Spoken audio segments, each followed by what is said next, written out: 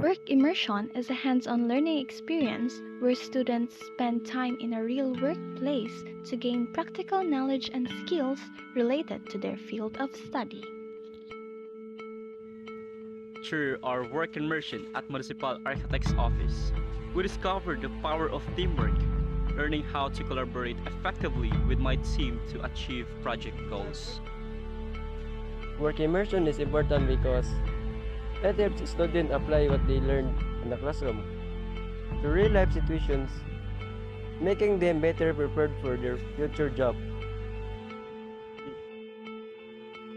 These are the following documentations of Municipal Architects Office from day 1 to day 10.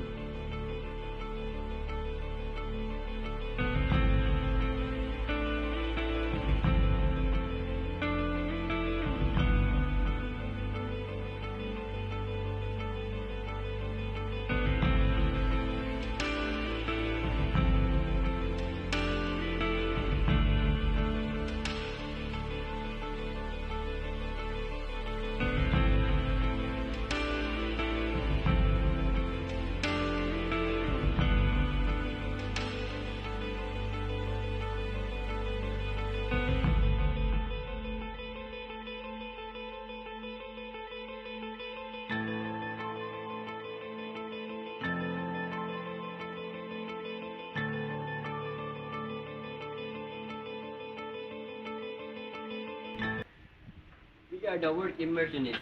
Of course, day 1 pa lang, kapoy na.